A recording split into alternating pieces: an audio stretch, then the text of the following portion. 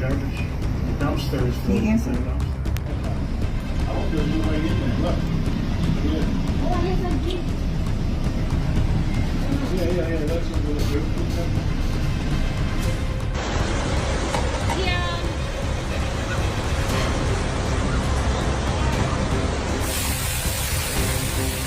As severe weather continues its unrelenting sweep across the eastern United States, a new round of flash floods has again devastated portions of West Virginia, Ohio, and now Kentucky. These intense downpours, coming just days after earlier deadly storms, have left towns underwater, cars submerged, and thousands of residents reeling from a second round of destruction in less than 2 weeks.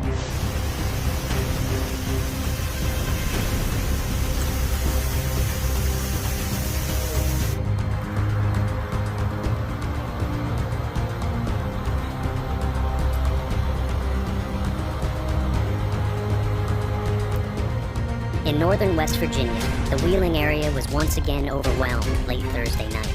Up to 2 inches of rain fell in a very short time frame, causing creeks to spill over and turning city streets into rushing rivers. The hardest hit was the Elm Grove area, where the West Virginia Emergency Management Division posted a chilling image, a measuring tape stuck in floodwater with the caption, "From dry as a bone to 5 inches in 45 minutes."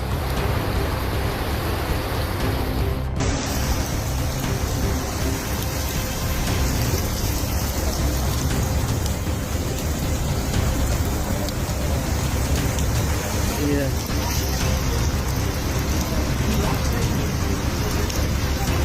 Yeah. The storm struck fast and violently. In neighborhoods still recovering from the devastating flash flood of June 14th, which killed 9 people, including a 3-year-old child, residents watched in disbelief as their homes flooded again. In Triadelphia, a town of just 660 people, 7 of those victims were previously found after being swept away in rising waters. Come on, bro. The car has drowned in this flood.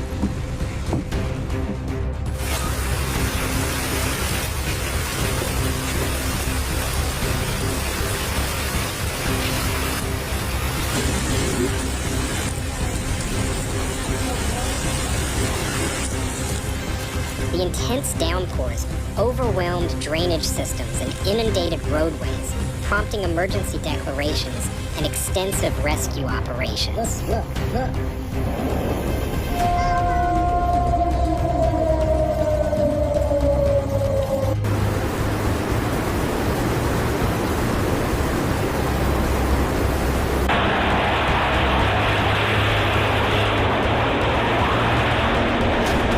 The latest identified was 83-year-old Sandra K. Parsons, whose body was recovered from the Ohio River earlier this week.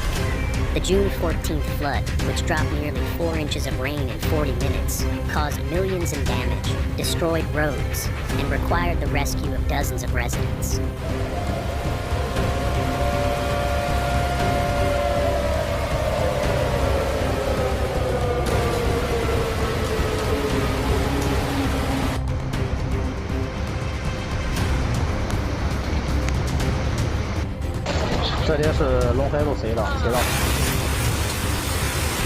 In Plainfield, New Jersey, 2 individuals tragically lost their lives when their vehicle was swept into Cedar Brook during the height of the storm. Emergency responders arrived swiftly, but both victims were pronounced dead at the scene.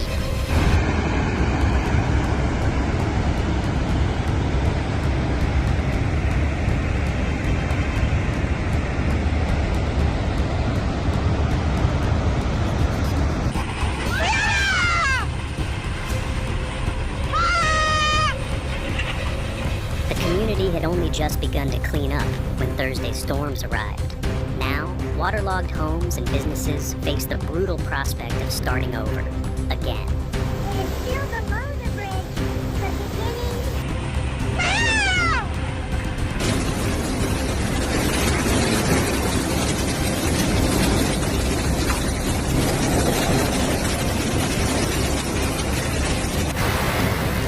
North Plainfield also experienced severe flooding, with emergency teams rescuing approximately 40 residents from submerged homes and vehicles.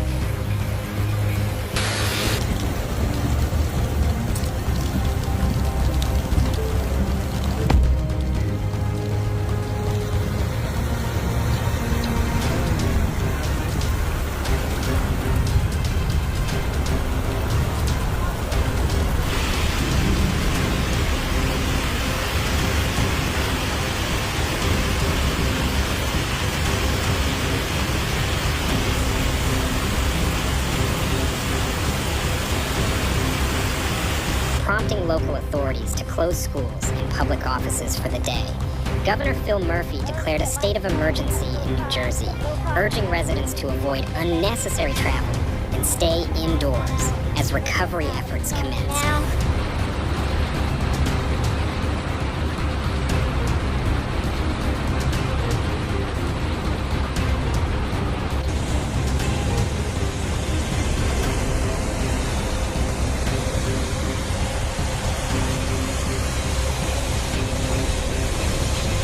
State resources to assist affected communities and expedite cleanup operations. The storm's impact extended beyond New Jersey, affecting parts of New York City and its suburbs. Go somewhere else. Look at our stuff over there.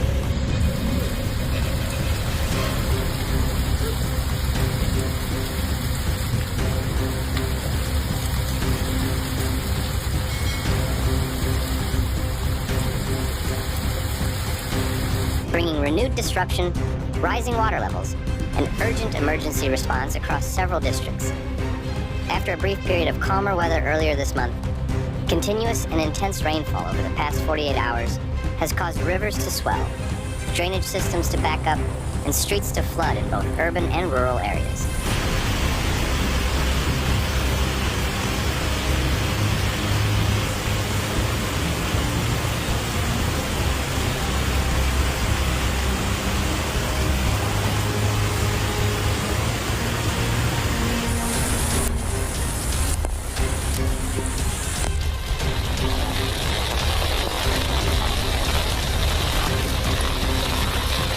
The rainfall, which began intensifying around 9th of July, quickly saturated already wet soil and pushed river levels dangerously close to the warning line in many parts of the province.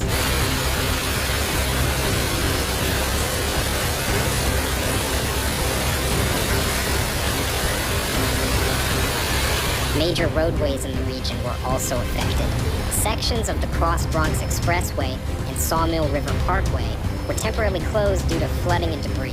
In Westchester County, the Bronx River Parkway and Taconic State Parkway experienced closures as floodwaters inundated the roads, causing significant traffic disruptions.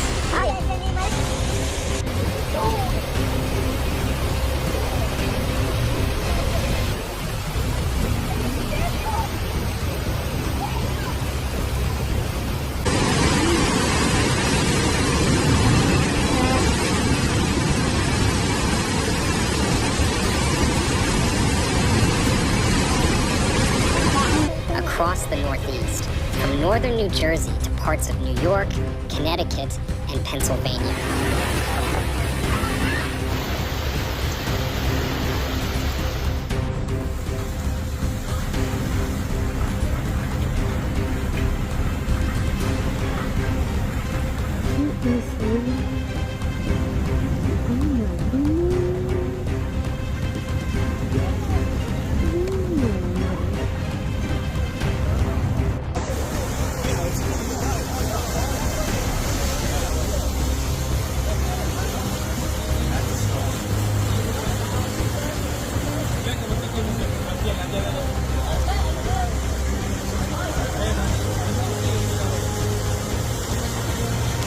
Late Monday night, the blast occurred on Parkview Avenue, causing a fire and significant structural damage.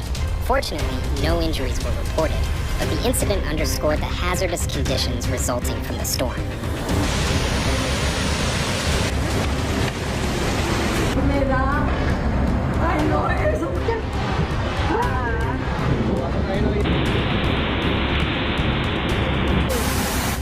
Local meteorological stations reported well above average precipitation across multiple counties, particularly in Rongjiang, Xishui, and Zunyi, where the terrain's natural slopes tend to accelerate water accumulation in valleys and town centers.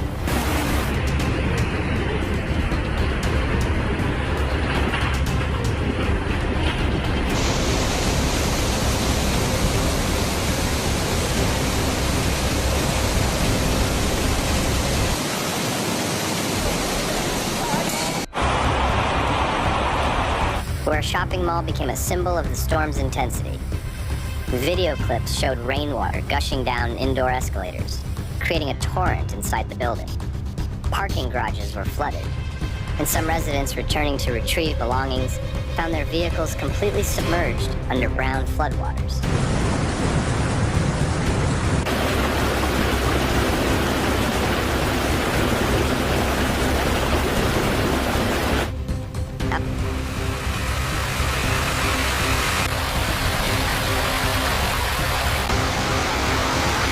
Outside, major intersections turned into shallow lakes, cutting off access to small shops and trapping pedestrians on raised sidewalks.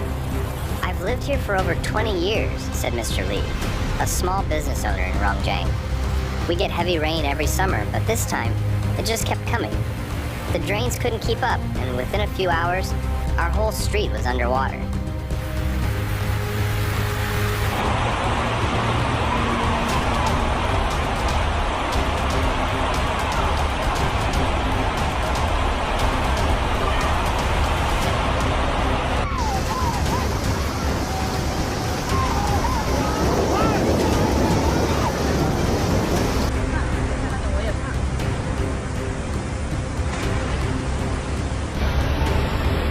Don't forget to subscribe to our channel to stay informed about the latest developments.